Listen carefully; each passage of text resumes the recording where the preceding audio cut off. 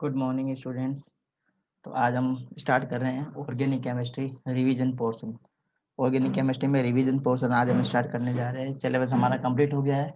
First chapter से आज हम रिवाइज करेंगे। तो फर्स्ट चैप्टर है ऑर्गेनिक केमिस्ट्री का halo alkane and hello arenes. यहाँ से हम हमारा रिवीजन स्टार्ट कर रहे हैं। तो बहुत ही सिंपल वे में मैं बता देता हूँ। रिवाइज करना हमें हमें पूरा चैप्टर नहीं पढ़ना, पूरा सिलेबस नहीं पढ़ना है, सिर्फ रिवाइज करना है मेन इंपॉर्टेंट पॉइंट का। तो चलो शुरू कर लेते हैं। सबसे फर्स्ट पॉइंट है इस चैप्टर में रिवाइज के लिए that alcohol on treatment with halogen acids gives alkyl halide. तो हमें पढ़ना हेलो एल्केन। तो हेलो एल्केन की बनाने की मेथड हमें पढ़नी है। हेलो एल्केन कैसे बना सकते हैं? एल्कोहल का ट्रीटमेंट करवाएं अगर हम हेलोजन एसिड से। When alcohols are treat with halogen acids they form halo alkane. Alkyl halide बनाते हैं। क्या बनाएंगे? Alkyl halide. और एल्काइल हैलाइड को हम लिखते हैं RX से। किससे बनाएंगे? एल्कोहल से। एल्कोहल की रिएक्शन किससे करवानी है? हेलोजन एसिड से करवानी है। क्या मिलेगा हमें? RX मिलेगा। ठीक है, ये मेथड है, बनाने की मेथड है ये। ठीक है, अब इसमें जो रिएक्टिविटी का जो सीक्वेंस है ना, कौन सा एल्कोहल फास्ट रिएक्ट करेगा, कौन सा एल्कोहल कम रिएक्ट करेगा, रिएक्टिविटी का सीक्वेंस है 3 degree, 2 degree, 1 degree. This is the reactivity sequence of the alcohol towards the reaction of halogen acids. Halogen acid से जो टर्सरी एल्कोहल है ना, वो सबसे फास्ट रिएक्ट करेगा। तो टर्सरी एल्कोहल आपको पता होना चाहिए। ये मैं एक एग्जांपल देके बता देता हूँ आपको टर्सरी एल्कोहल का। This is the tertiary alcohol, 3 degree alcohol. ये 3 डिग्री एल्कोहल है। और ये एग्जांपल है 2 डिग्री एल्कोहल का। ये 2 डिग्री एल्कोहल का एग्जांपल। और ये है प्राइमरी या 1 डिग्री एल्कोहल का। ये 1 डिग्री एल्कोहल, 3 कार्बन है ना, तो इसमें भी ये 2 कार्बन वाला है। ये प्राइमरी है 1 डिग्री, 2 डिग्री और ये 3 डिग्री। तो 3 डिग्री सबसे ज़्यादा एक्टिव होते हैं, देन 2 डिग्री और 1 डिग्री बहुत कम एक्टिव होते हैं। किसमें किसमें कन्वर्ट होने के लिए? एल्काइल हैलाइड बनाने के लिए। ये आपको कंसेप्ट समझ में आया होगा। नेक्स्ट है, अगर हम हेलोजन एसिड्स की अगर हम बात करें तो हेलोजन एसिड्स की जो रिएक्टिविटी का सीक्वेंस है वो हमेशा ध्यान रखना। HI सबसे ज़्यादा रिएक्टिव होगा, देन HBr, देन HCl और HF सबसे कम रिएक्टिव होगा। ये जो एसिड है ना, ये बहुत कम रिएक्टिव होगा। सबसे स्ट्रॉन्ग एसिड की हम बात करें चारों एसिड में, तो सबसे स्ट्रॉन्ग एसिड HI है। सबसे ज़्यादा स्ट्रॉन्ग एसिड HI एसिड होता है। HI एसिड सबसे ज़्यादा स्ट्रॉन्ग क्यों है? क्योंकि साइज बड़ी है। किसकी? हाइड्रोजन और आयोडाइड में इसकी जो आयोडाइड की जो साइज है ना, वो बहुत बड़ी है। ये हाइड्रोजन है और ये आयोडाइड है। ये I नेगेटिव है और ये H प्लस है। तो साइज बड़ी है तो बॉन्ड लेंथ ज़्यादा होगी। बॉन्ड लेंथ ज़्यादा होगी तो इस बॉन्ड को ब्रेक करना बहुत आसान है। बहुत कम एनर्जी में बॉन्ड ब्रेक हो जाएगा। समझ में आया आपको कंसेप्ट? नेक्स्ट कंसेप्ट है, देखो नेक्स्ट मैं बात बता देता हूँ इसमें। ये पॉइंट समझ में आ गया तो नेक्स्ट हम पढ़ लेते हैं सेकंड पॉइंट। सेकंड पॉइंट है फॉस्फोरस पेंटाक्लोराइड भी रिएक्ट कर सकते हैं। किससे? एल्कोहल से। और क्या बनाएंगे? Alkyl halide. फॉस्फोरस पेंटा हैलाइड, ये देखो फॉस्फोरस पेंटा हैलाइड को PX5 से लिखते हैं। फॉस्फोरस पेंटाक्लोराइड लिखना है, PCl5 लिखना है। फॉस्फोरस पेंटाब्रोमाइड लिखना है, PBr5 लिखना है। तो फॉस्फोरस पेंटा हैलाइड की बात करते हैं तो हम PCl5 लेते हैं। ठीक है, और ट्राइक्लोराइड में PCl3 लेते हैं। दोनों की रिएक्शन अगर हम एल्कोहल से करवाते हैं, ROH से करवाते हैं, तो प्रोडक्ट क्या मिलता है? मिलेगा हमें RCl मिलता है, एल्काइल हैलाइड मिलता है। एल्काइल हैलाइड में एल्काइल क्लोराइड मिला है। क्या मिलेगा बाद में प्रोडक्ट? H3PO3 plus HCl। और अगर हम PCl5 ले लेते हैं और एल्कोहल से रिएक्ट करवाते हैं तो भी प्रोडक्ट क्या मिलेगा? प्रोडक्ट सेम ही मिलेगा, प्लस POCl3 प्लस HCl। ये प्रोडक्ट मिलते हैं, हमें ध्यान रखना है। ये बात समझ में आ गई आपको? बनाने की मेथड हमने 2 सीख ली है। पहला हमने सीख लिया है एल्कोहल की रिएक्शन किससे करवाते हैं? हेलोजन एसिड से करवा देते हैं एल्कोहल की रिएक्शन, तो एल्काइल हैलाइड बनेंगे। दूसरी रिएक्शन में हमने पढ़ा है फॉस्फोरस पेंटाक्लोराइड की या ट्राइक्लोराइड की रिएक्शन हम एल्कोहल से करवाते हैं तो क्या बनेगा? एल्काइल हैलाइड बनेगा। अब थर्ड इम्पोर्टेंट मेथड है एल्काइल हैलाइड को बनाने की, बता देते हैं। थर्ड इम्पोर्टेंट मेथड, जो सबसे बढ़िया मेथड है एल्काइल हैलाइड बनाने की, किसकी रिएक्शन करवानी है हमें? एल्कोहल की रिएक्शन करवानी है SOCl2 से, SOCl2 से रिएक्शन करवानी है, ठीक है। तो SOCl2 से जब हम एल्कोहल की रिएक्शन करवाएंगे तो मिलेगा हमें RCl plus SO2 plus HCl। इसको बेस्ट मेथड मानते हैं, एल्काइल हैलाइड बनाने का बेस्ट मेथड है। Why this is considered best method? Why this is considered best method for alkyl halide? क्योंकि SO2 गैस है, HCl ये गैस के फॉर्म में होती है, ये दोनों क्या हो जाएगी? एवाक्युलेट हो जाएगी। तो एवाक्युलेट हो जाएगी तो हमारे पास में क्या मिलेगा? सिर्फ RCl मिलेगा, एल्काइल हैलाइड मिलेगा प्योर फॉर्म में। तो इस वजह से ये क्या मानी जाती है? सबसे बेस्ट मेथड मानी जाती है। RCl बनाने की मेथड सबसे बेस्ट मेथड है। बात समझ में आ गई? ठीक है। अब हम नेक्स्ट पॉइंट पढ़ लेते हैं, fourth point, addition of halogen acids to alkene. अगर एल्कीन के ऊपर हम हेलोजन एसिड्स को यूज करते हैं तो भी हम क्या बना सकते हैं? एल्काइल हैलाइड बना सकते हैं। तो फोर्थ मेथड में बता देता हूँ, ये सब आप लोग स्क्रीनशॉट ले लेना या फिर इसको लिख के रख देना। तो ये सारे इंपॉर्टेंट पॉइंट है, सारे शॉर्ट में पूरा चैप्टर में बता दूंगा आपको। फोर्थ पॉइंट में हम पढ़ रहे हैं बच्चों प्रिपरेशन ऑफ, ये सारा प्रिपरेशन ही चल रहा है हमारा अभी पे, प्रिपरेशन ऑफ एल्काइल हैलाइड पढ़ रहे हैं हम। एल्काइल हैलाइड को प्रिपेयर करने की मेथड्स पढ़ रहे हैं। सबसे पहला हमने मेथड्स पढ़ा है, एल्कोहल की रिएक्शन HX से करवाई थी। सेकेंड हमने करवाई थी एल्कोहल की रिएक्शन PCl5 से या PCl3 से करवाई थी। थर्ड में हमने एल्कोहल की रिएक्शन SOCl2 से करवाई थी, थायोनाइल क्लोराइड जिसे बोलते हैं। अब फोर्थ मेथड में हम पढ़ेंगे एल्किन की रिएक्शन किससे करवाएं? HX से करवाते हैं विद एल्किन। एल्किन पता होगा क्या होता है आपको? RCH डबल बॉन्ड CH2, ये एल्किन है। इसकी रिएक्शन किससे करवानी है? HX से करवाओ। अब यहाँ पे X की जगह क्या ले सकते हैं? X की जगह हम ले सकते हैं क्लोराइड ले सकते हैं, ब्रोमाइड ले सकते हैं, ठीक है, और आयोडाइड ले सकते हैं। क्लोराइड नहीं लेना क्योंकि वो बहुत ज्यादा वीक एसिड होता है, तो वो ज्यादा रिएक्शन में पार्टिसिपेट नहीं करता। साथ में HF में जो H है ना, F, इसकी साइज बहुत ज्यादा छोटी होती है और ये बॉन्ड स्ट्रॉन्ग बॉन्ड होता है। HF का जो बॉन्ड होता है ना, ये स्ट्रॉन्ग बॉन्ड होता है। रीजन ये है कि फ्लोरीन की इलेक्ट्रोनेगेटिविटी 4 है, हाइड्रोजन की इलेक्ट्रोनेगेटिविटी 2.1 है। तो ये जो बॉन्ड है ये क्या होगा? स्ट्रॉन्ग बॉन्ड होगा, और इस बॉन्ड को ब्रेक करने में बहुत ज्यादा अमाउंट में एनर्जी देनी पड़ती है, इसलिए इसको हम वीक एसिड कंसिडर करते हैं। ये वीक एसिड है।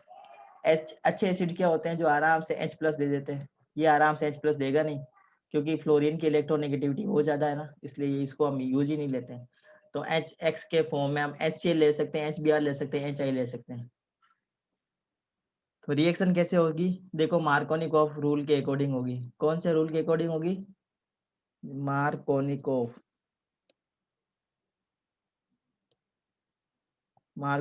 रूल। मार्कोनिकॉफ रूल क्या है आपको पता होना चाहिए, ये हमने 11th क्लास में भी पढ़ा है। तो मैं एक बार फिर बता देता हूँ मार्कोनिकॉफ रूल क्या है। जब हम इसकी रिएक्शन HX से करवाते हैं तो जो हेलोजन पोर्शन है ना, हेलोजन पोर्शन उस जगह जाके जुड़ेगा जहाँ पे हाइड्रोजन पहले से कम है। हेलोजन उस जगह जाके जुड़ेगा जहाँ पे क्या कम हो? हाइड्रोजन कम हो। तो यहाँ पे देखो इस टाइप से जुड़ेगा। और H कहाँ जुड़ेगा? जहाँ से पहले से क्या हो? हाइड्रोजन ज्यादा मौजूद हो। तो यहाँ से तो जुड़ जाएगा X और यहाँ जुड़ जाएगा H। इस टाइप से एक कॉम्बिनेशन होता है और जो प्रोडक्ट बनेगा वो बनेगा RCHX3। ये मार्कोनिकॉफ रूल है। मार्कोनिकॉफ रूल है। समझ में आया आपको मार्कोनिकॉफ रूल क्या है? समझ में आ गया? अब देखो एक सेकंड भी मैं बता देता हूँ। सेकंड जो इम्पोर्टेंट है ना, वेरी वेरी इंपॉर्टेंट। अब ऑर्डर ऑफ रिएक्टिविटी भी देख लो, सेम है order of reactivity. Order of reactivity तो लगभग सेम ही चलेगी सब में। तो HX एसिड की अगर हम रिएक्टिविटी देखते हैं तो सबसे ज्यादा जो स्ट्रॉन्ग एसिड है ना वो HI है, then HBr, then HCl and least है HF, ये सबसे वीक एसिड है। मैंने पहले ही बता दिया था इसके बारे में। ये ऑर्डर और ऑफ रिएक्टिविटी को आपको ध्यान देना पॉइंट। अब एल्कीन की रिएक्शन अगर हम करवाते हैं HX से, एसिड ये ले लेते हैं हम, HX ले लेते हैं या HBr हमने ले लिया, HX में हमने क्या ले लिया एसिड, HBr ले लिया। और किसकी प्रेजेंस में करवाते हैं हम, परोक्साइड की प्रेजेंस में करवाते हैं, परोक्साइड। परोक्साइड की प्रेजेंस में ये रिएक्शन करवाएंगे। तो अब ये रिएक्शन किस टाइप से होगी, ये होगी एंटी मार्कोनिकोव रूल के अकॉर्डिंग। किस रूल के अकॉर्डिंग होगी, एंटी मार्कोनिकोव रूल के अकॉर्डिंग होगी। तो एंटी मार्कोनिकोव रूल क्या है, just opposite of the Markovnikov rule. तो यहाँ पे H कहाँ जुड़ेगा, जहाँ पे हाइड्रोजन कम है वहां पे H जुड़ेगा। Br कहाँ जुड़ेगा, जहाँ पे हाइड्रोजन पहले से ज्यादा है वहां पे Br जुड़ेगा। ये एंटी मार्कोनिकोव रूल है। तो प्रोडक्ट क्या बनेगा, RCH डबल सिंगल बॉन्ड आ जाएगा यहाँ पे CH2, और यहाँ क्या लग जाएगा, Br लग जाएगा, और यहाँ आ जाएगा CH2, ये CH2 बन गया। तो यहाँ पे ये बन गया primary alkyl halide. Primary alkyl halide का फॉर्मेशन होता है किसकी प्रेजेंस में, परोक्साइड की प्रेजेंस में, परोक्साइड की प्रेजेंस में। तो परोक्साइड में हम हाइड्रोजन परोक्साइड ले सकते हैं, बेंजाइल परोक्साइड ले सकते हैं, बेंजाइल परोक्साइड भी ले सकते हैं, हाइड्रोजन परोक्साइड भी ले सकते हैं। परोक्साइड बॉन्ड कौन सा होता है, ऑक्सीजन ऑक्सीजन वाला जो बॉन्ड है ना, इस टाइप का कहीं पे भी आपको कॉम्बिनेशन दिख जाए जहाँ पे ऑक्सीजन हो सिंगल बॉन्ड, फिर ऑक्सीजन हो फिर सिंगल बॉन्ड हो, तो इस बॉन्ड को हम बोलते हैं परोक्साइड बॉन्ड, परोक्साइड बॉन्ड। समझ में आ रहा है बात, समझ में आ रही है ये सब चीजें। जल्दी से चैट बॉक्स में लिख के बताओ समझ में आ रहा है क्या है। नेक्स्ट पॉइंट हम देख लेते हैं बच्चों, एलाइलिक हेलोजिनेशन। एलाइलिक हेलोजिनेशन क्या होती है,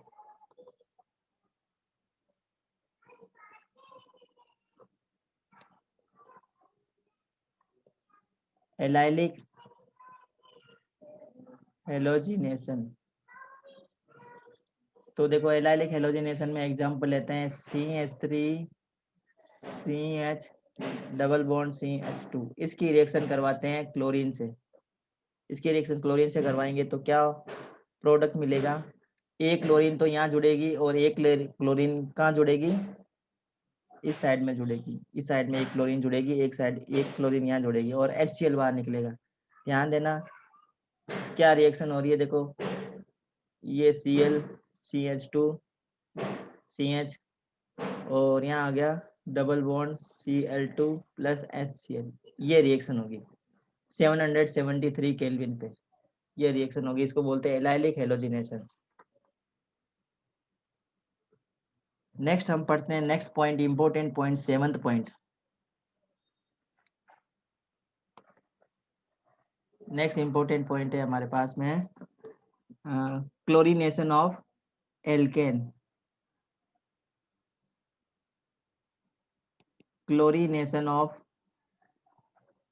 एल्केन, एल्केन का क्लोरीनेशन करवाएंगे तो भी क्या मिलेगा हमें, एल्काइल हैलाइड मिलेगा। देखो कैसे, जैसे ये मीथेन है, मीथेन की रिएक्शन करवाते हैं हम क्लोरीन से in the presence of sunlight. तो ये तो बहुत फेमस रिएक्शन है, आपने छोटी क्लासों में भी पढ़ा होगा, 9th क्लास में पढ़ा होगा आई थिंक। तो प्रोडक्ट क्या मिलेगा हमें, प्रोडक्ट मिलेगा CH3Cl मिलेगा, और क्या मिलेगा CH2Cl2 मिलेगा, क्या मिलेगा, और नेक्स्ट CHCl3 मिलेगा, और क्या मिलेगा CCl4 मिलेगा। कैसे होगी ये रिएक्शन, एक एक देखो हाइड्रोजन हटता जाएगा और क्लोरीन ऐड होती जाएगी। एक अगर हाइड्रोजन हटता है और क्लोरीन ऐड होती है तो कंपाउंड बनता है CH3Cl। फिर ये रिएक्ट करेगा किससे, Cl2 से, तो क्या प्रोडक्ट मिल जाएगा, ये वाला प्रोडक्ट मिलेगा, ये वाला। अब ये किससे रेट करेगा, फिर ये HCl से रेट करेगा तो प्रोडक्ट क्या मिलेगा, ये मिल जाएगा। फिर ये क्या करेगा, HCl से रेट करेगा, ये HCl से रेट करेगा तो प्रोडक्ट क्या मिलेगा, CCl4 प्रोडक्ट मिलेगा। तो इन सब का कॉम्बिनेशन हमें मिलता है, ये क्लोरीनेशन है, क्लोरीनेशन ऑफ एल्कीन। किसकी प्रेजेंस में होता है, ये सनलाइट के प्रेजेंस में होता है, क्लोरीन गैस की प्रेजेंस में। ये पॉइंट क्लियर है, क्लियर है ना। अब एक हमने रिएक्शंस के बारे में मैंने एक डेडिकेटेड वीडियो बनाया है, वो आप जाके देख सकते हैं, all type of chemical reactions, जिसमें फर्स्ट चैप्टर में जो 7-8 केमिकल रिएक्शंस हैं वो भी मैंने बता रखी है। अच्छी-अच्छी सारी रिएक्शंस है जो बोर्ड में आ सकती है काम। उसमें एक मैंने बताया था स्वार्ट्स रिएक्शन के बारे में। स्वार्ट्स रिएक्शन के बारे में भी मैंने बताया था। तो स्वार्ट्स रिएक्शन क्या होती है? Exchange of halogenation. ये एक्सचेंज है हेलोजिनेशन का, एक एक्सचेंज होता है जिसमें देखो हम क्या बनाते हैं, एल्काइल फ्लोराइड बनाते हैं। क्या बनाते हैं? इसे हम एल्काइल फ्लोराइड बनाने की मेथड है। ये स्वार्ट्स रिएक्शन है ना, ये एल्काइल फ्लोराइड बनाने की मेथड है। कैसे बनाते हैं? जैसे एक एग्जांपल दे रहा हूँ मैं आपको, CH3Br मिथाइल ब्रोमाइड, इसकी रिएक्शन करवाते हैं AgF से, तो सिर्फ हेलोजन एक्सचेंज होगा। ये जो Br है ना, ये Br यहाँ आएगा Ag के पास में, और ये जो F है वो कहाँ आ जाएगा? वो इधर आ जाएगा। ये एक्सचेंज होगा बस। ये स्वार्ट्स रिएक्शन में ऐसे होता है। CH3F बनेगा प्लस AgBr बनेगा। ये रिएक्शन को नेम रिएक्शन है, ये नाम रिएक्शन हमेशा याद रखनी है, इंपॉर्टेंट रिएक्शंस होती है सारी। और वेरी इंपॉर्टेंट रिएक्शंस बता देते हैं। RCOOAg, ये क्या है? RCOOAg silver salt of carboxylic acid. इसको हम क्या बोलते हैं? Silver salt of carboxylic acid. ये अगर रिएक्ट करता है ब्रोमीन से, ये अगर ब्रोमीन से रिएक्ट करता है तो क्या बनेगा? एल्काइल ब्रोमाइड बनता है, प्लस कार्बन डाइऑक्साइड गैस बाहर निकलेगी और AgBr बाहर निकलेगा। ये भी इंपॉर्टेंट रिएक्शन है। अब न्यूक्लियर हेलोजिनेशन के बारे में भी पढ़ लेते हैं। Nuclear halogenation very very important है।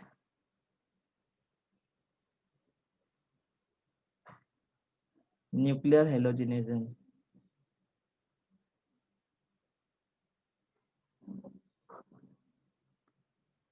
तो न्यूक्लियर हेलोजिनेशन है, तो ये इसमें जो न्यूक्लियर हेलोजिनेशन रिएक्शंस है ना, ये एराइल हैलाइड बनाने में काम आती है। ये रिएक्शंस किसके काम आती है? एराइल हैलाइड बनाना हो हमें, एराइल हैलाइड। अभी तक हमने क्या पढ़ा है? एल्काइल हैलाइड के बारे में पढ़ा है। एराइल हैलाइड अगर हमें बनाना, ARX बनाना हो, तो न्यूक्लियर हेलोजिनेशन रिएक्शंस काम आती है। इतनी देर जो हमने पढ़ा है ना, वो एल्काइल हैलाइड बनाने की मेथड्स पढ़ी है। एल्काइल हैलाइड होता है RX और एराइल हैलाइड होता है ARX। यहाँ पे AR क्या है? बेंजीन रिंग का है। बेंजीन रिंग होती है ना, benzene ring and benzene derivatives, इस टाइप की। जैसे ये Cl, X की जगह अगर Cl लगा दे तो ये क्लोरियो बेंजीन बन गई। तो इस टाइप के कंपाउंड हमें बनाने हैं, एराइल हैलाइड बनाने हैं, तो न्यूक्लियर हेलोजिनेशन रिएक्शन काम आती है। देखो एक एग्जांपल बता देता हूँ, C6H6 पता होगा आपको, ये इसका नाम बेंजीन है। ये इसकी रिएक्शन करवाते हैं क्लोरीन से, ए नाइट्रस AlCl3 ले लेते हैं, तो क्या बनेगा? C6H5Cl बनेगा। ये क्लोरोबेंजीन बन गई, ये वाली। ठीक है, समझ में आ गया? ये समझ में आ गया ना आपको? ये किस टाइप से बनाते हैं हम एराइल हैलाइड को, कैसे बनाते हैं? न्यूक्लियर हेलोजिनेशन की मेथड से हम इसको बना सकते हैं। ये न्यूक्लियर हेलोजिनेशन मेथड है, बहुत ही सिंपल मेथड है, बहुत सिंपल मेथड है। अब हम नेक्स्ट पढ़ लेते हैं।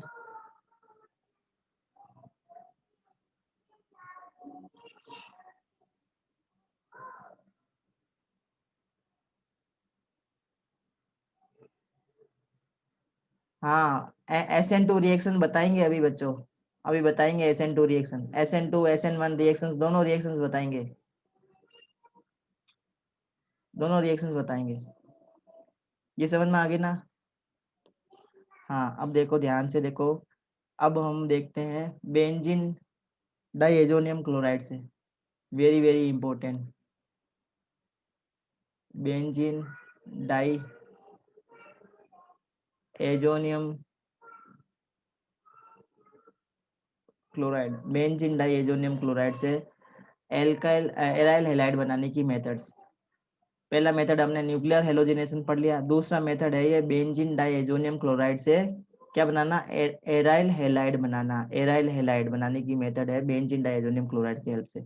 तो ये बेंजीन डाई एजोनियम क्लोराइड है, देखो C6H5 N2Cl, इसको बोलते हैं benzene diazonium chloride. Benzene diazonium chloride, ये बेंजीन है, बेंजीन।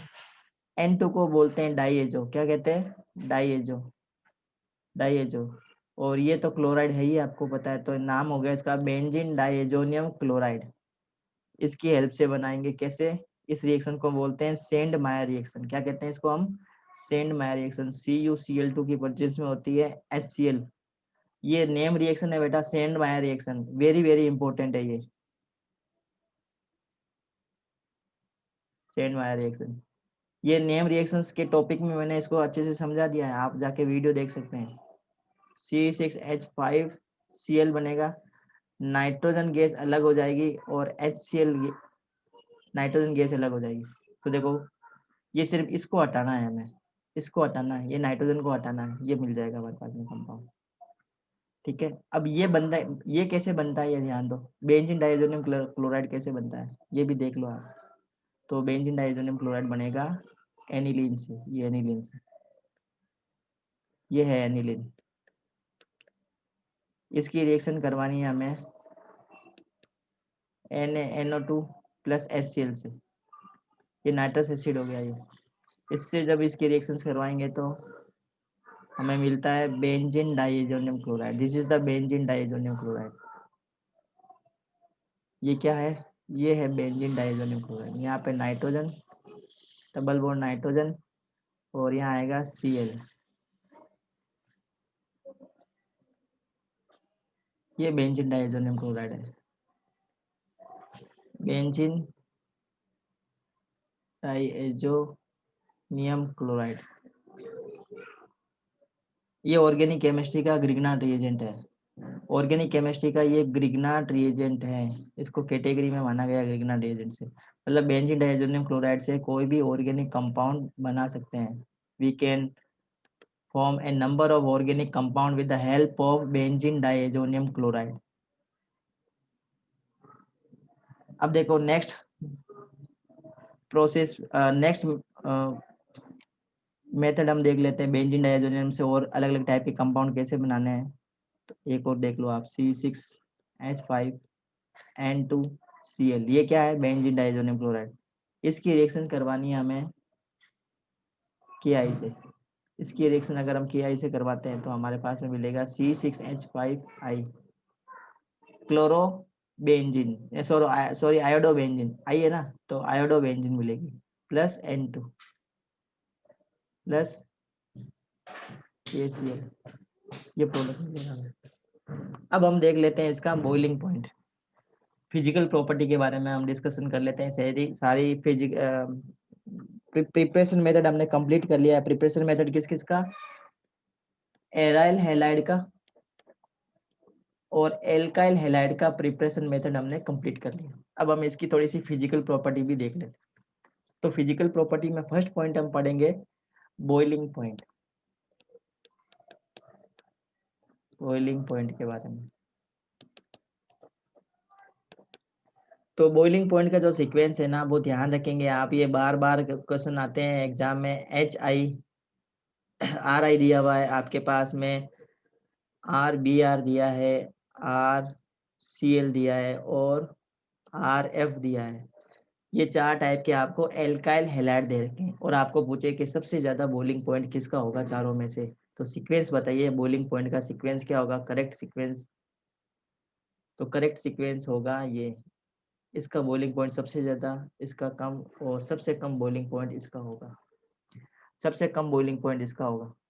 ठीक है, क्यों, रीजन क्या है, हमने रीजन पहले ही पढ़ा है बच्चों के ग्रुप के अंदर।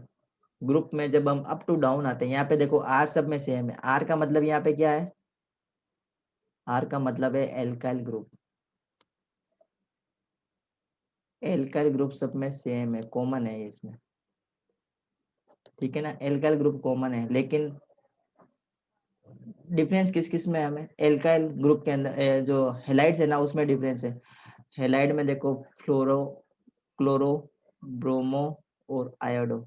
अप टू डाउन आते हैं ना, आपको पता होगा, अप टू डाउन आते हैं तो सॉलिड की जो नेचर होती है ना, सॉलिड बनने की जो नेचर है वो बढ़ती है, और इंटरमोलिकुलर फोर्स ऑफ अट्रैक्शन बढ़ता है। Inter molecular force of attraction बढ़ता है। ये जो फ्लोरीन है ना, ये गैस फॉर्म में होती है, ये गैस के फॉर्म में होती है। ये क्लोरीन भी गैस के फॉर्म में होती है। ब्रोमीन जो होती है वो लिक्विड होती है, ब्रोमीन लिक्विड होती है। और ये जो आयोडीन है ना, ये आयोडीन, ये सॉलिड होती है। तो मुझे बताओ सबसे ज्यादा बॉइलिंग पॉइंट किसका होगा? गैस का बॉइलिंग पॉइंट सबसे ज्यादा होता है या सॉलिड का बॉइलिंग पॉइंट सबसे ज्यादा होगा? ऑब्वियसली सॉलिड का बॉइलिंग पॉइंट सबसे ज्यादा होता है। सॉलिड का जो बॉइलिंग पॉइंट है ना वो सबसे ज्यादा होता है। तो ये जो है ना, ये आर आई, ये सॉलिड फॉर्म में रहता है। बाकी ये जो है ना कंपाउंड, ये अगर लोअर कंपाउंड है तो ये गैस के फॉर्म में रहते हैं। तो गैस का तो बॉइलिंग पॉइंट वैसे ही बहुत कम होता है, तो बॉइलिंग पॉइंट इस सीक्वेंस में बढ़ता है। ये समझ में आया आपको? समझ में आ गया? अब हम पढ़ेंगे इसका मेल्टिंग पॉइंट। मेल्टिंग पॉइंट, तो मेल्टिंग पॉइंट का सीक्वेंस भी वही रहेगा। ठीक है, मेल्टिंग पॉइंट का सीक्वेंस भी वही रहेगा जो अब बॉइलिंग पॉइंट का है। उसके बाद में हम देख लेते हैं बच्चों डेंसिटी का, डेंसिटी का पॉइंट देख लेते हैं। तो डेंसिटी में आप मुझे बताओ, are I, R P R और आर सी एल और आर एफ दे रखा है। तो इसकी डेंसिटी का सीक्वेंस क्या होगा? कौन सा सबसे ज्यादा डेंसर होगा? डेंसिटी का सीक्वेंस क्या होगा? तो डेंसिटी का सीक्वेंस भी सेम है, ये सबसे ज्यादा डेंसर होगा और सबसे लाइटर ये होगा। क्योंकि ये तो बेटा गैस के फॉर्म में होगा ना, और ये सॉलिड के फॉर्म में होगा, तो सॉलिड की डेंसिटी ज्यादा ही होती है, आपको पता है। सॉलिड की डेंसिटी ज्यादा होती है, सबको पता है ना। हाँ, विवेक ने बताया सेम होगा। सेम कैसे होगा बेटा?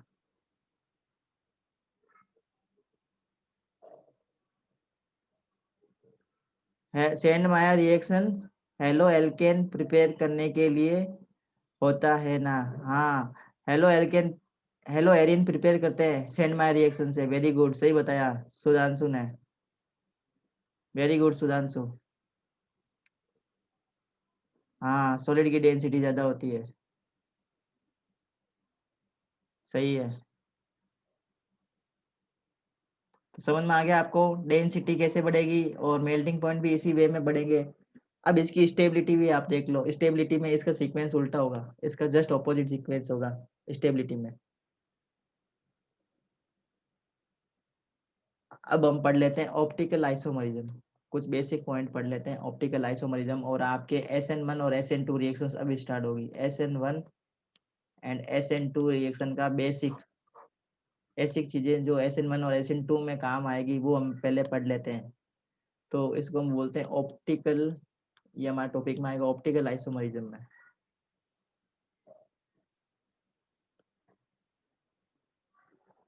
हाँ, तो सबसे पहले हमें पढ़नी है बच्चों PPL। ये मैंने पहले ही बताया था आपको। PPL, PPL क्या है? Plane polarise light, plane polarise light. तो ये प्लेन पोलराइज लाइट क्या होती है? तब जो नॉर्मल लाइट होती है ना, नॉर्मल लाइट, इसको निकोल प्रिज्म में से पास करते हैं। किस में से पास करते हैं? निकोल प्रिज्म में से पास करते हैं ना। तो इसकी जितनी भी वेवलेंथ होती है ना, वो क्या हो जाती है? स्टॉप हो जाती है। सिर्फ एक पर्टिकुलर वेवलेंथ, एक ही डायरेक्शन की वेवलेंथ बाहर निकलती है, सिंगल वेवलेंथ की लाइट बाहर निकलती है। और सिंगल वेवलेंथ की लाइट को हम क्या बोलते हैं? प्लेन पोलराइज लाइट कहते हैं। ये फिजिक्स में आप लोगों ने समझा होगा अच्छे से। वैसे मैंने आपको इसका वीडियो भी बताया था फर्स्ट चैप्टर के टाइम में। मैंने आपको इसको वीडियो से भी बताया था, अच्छे से इसको समझाया था मैंने। प्लेन पोलराइज लाइट क्या होती है? मतलब जो नॉर्मल लाइट होती है जो सभी डायरेक्शन के अंदर वाइब्रेट करती है, जिसकी वेवलेंथ सभी डायरेक्शन के अंदर वाइब्रेट करती है, उसको क्या करना है? स्टॉप करना है। दूसरी डायरेक्शन की लाइट को क्या कर देना है? स्टॉप करना है। सिर्फ एक ही डायरेक्शन वाली लाइट स्लिट में से बाहर निकलेगी। इस लाइट को हम क्या बोलेंगे? PPL light. अब अगर कोई सब्सटेंस प्लेन पोलराइज लाइट को रोटेट करवा देता है, या तो लेफ्ट में रोटेट करवा दे उसको, या फिर उसको राइट में रोटेट करवा दे, तो उन सब्सटेंस को हम क्या बोलते हैं? उनको बोलते हैं optically active, optically active substance. अगर कोई सब्सटेंस प्लेन पोलराइज लाइट को लेफ्ट हैंड साइड के अंदर या राइट हैंड साइड के अंदर रोटेट करवा दे, जो प्लेन पोलराइज लाइट आती है ना, वो इस टाइप से आती है, इस टाइप से होती है, मतलब वो परपेंडिकुलर होती है, उसकी जो वेवलेंथ होती है ना, इसकी जो वेव्स होती है वो परपेंडिकुलर होती है, सारे डायरेक्शन में नहीं होती। अब इसकी लाइट को अगर कोई भी सब्सटेंस या तो राइट के अंदर रोटेट करवा दे इस टाइप से, या फिर इसको कौन सी डायरेक्शन में रोटेट करवा दे, इसको लेफ्ट के अंदर रोटेट करवा दे, इस लाइट को या तो इसमें चेंज करवा दे या इसमें चेंज करवा दे। लाइट अगर जो इस टाइप से लाइट आ रही थी ना, पीपीए लाइट, अगर कोई सब्सटेंस इसको ऐसे राइट हैंड साइड के अंदर रोटेट करवा देता है या लेफ्ट हैंड साइड के अंदर रोटेट करवा देता है, तो उसको बोलते हैं ऑप्टिकली एक्टिव सब्सटेंस। अगर पीपीए लाइट को राइट हैंड साइड के अंदर रोटेट करवाते हैं तो उसको बोलते हैं डेक्स्ट्रो रोटेटरी सब्सटेंस। क्या कहते हैं?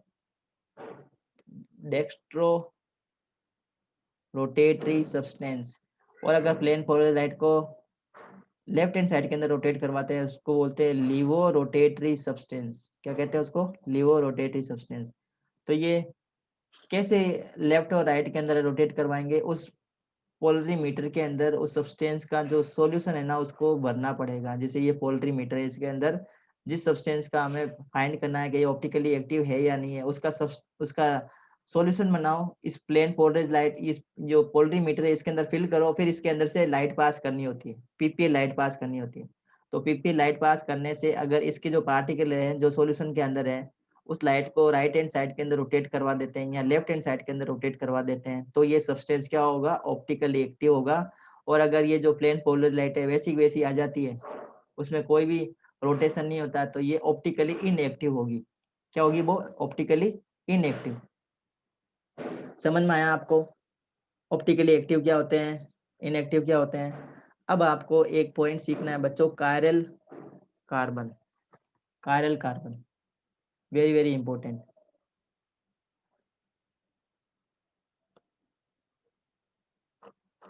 कायरल पॉइंट या कायरल सेंटर, ये क्या होता है?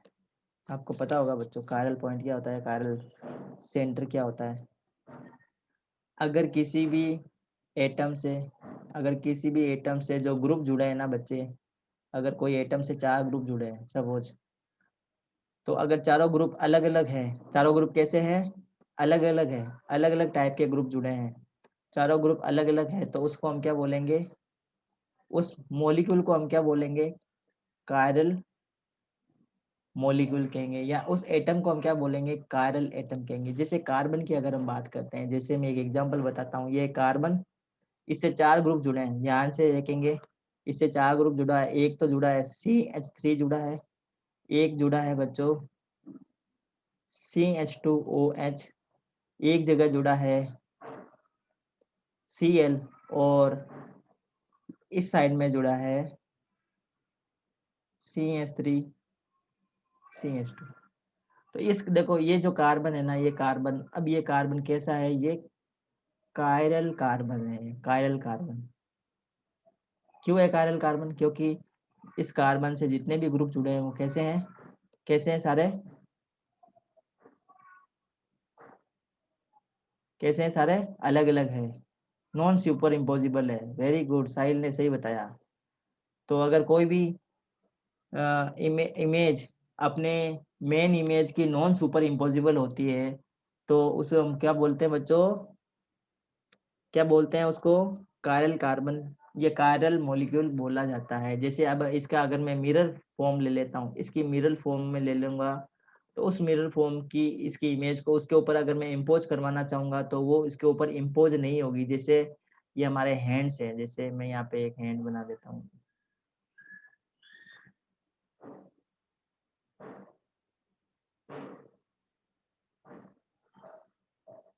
अब इसकी मिरर इमेज कैसी आएगी? देखो, इसकी मिरर इमेज आएगी इस टाइप से।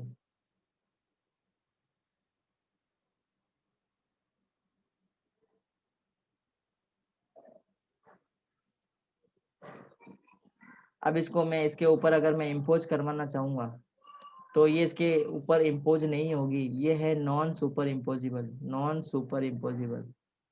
तो जो नॉन सुपर इम्पोजिबल होते हैं वो क्या बनाते हैं? कायरल मॉलिक्यूल बनाते हैं, उसके अंदर कायरल सेंटर होता है।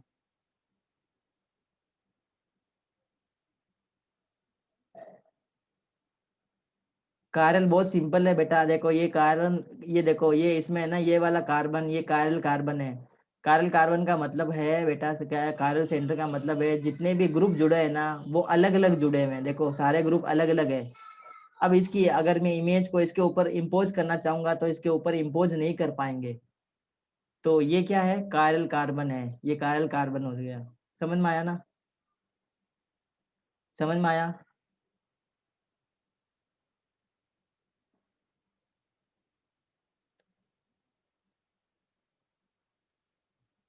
हाँ ठीक है। हाँ, अब नेक्स्ट पॉइंट हम पढ़ लेते हैं बच्चों।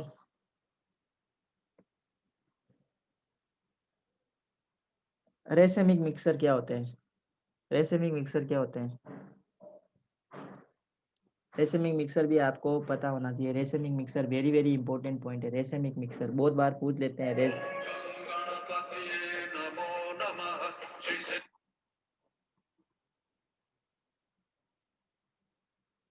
रेसेमिक मिक्सर,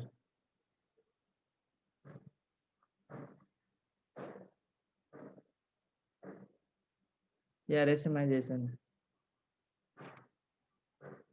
ये इंपॉर्टेंट पॉइंट है रेसेमाइजेशन। तो रेसेमाइजेशन या रेसेमिक मिक्सर का मतलब होता है ऐसा mixture, those type of mixture in which, those type of,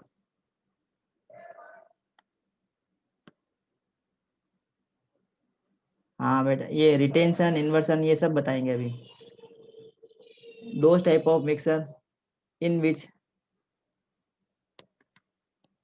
50% dextro dextro rotatory and 50% laevo rotatory compound are present, उसे हम क्या बोलेंगे, रेसेमिक मिक्सर, क्या कहेंगे, क्या कहेंगे उसको हम, रेसेमिक मिक्सर। तो ऐसे मिक्सर, ऐसे कंपाउंड जिसके अंदर 50% डेक्स्ट्रो रोटेटरी सब्सटेंस हो, 50% लिवो रोटेटरी कंपाउंड हो, उसे हम क्या बोलेंगे, रेसेमिक मिक्सर कहेंगे। अब जो रेसेमिक मिक्सर होता है ना, रेसेमिक मिक्सर ध्यान देना, ये ऑप्टिकली इनएक्टिव होता है। ये क्या होता है, ऑप्टिकली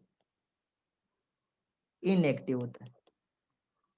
ऑप्टिकली इनएक्टिव होने का रीजन क्या है, रीजन ये है कि दोनों जो है ना, ये डेक्स्ट्रो रोटेटरी, ये पॉजिटिव, ये नेगेटिव, ये प्लेन पोलर लाइट को राइट हैंड साइड के अंदर रोटेट करवाता है, ये प्लेन पोलर लाइट को लेफ्ट हैंड साइड के अंदर रोटेट करवाता है। तो दोनों का इफेक्ट क्या होता है, एक दूसरे को कैंसिल कर देते हैं।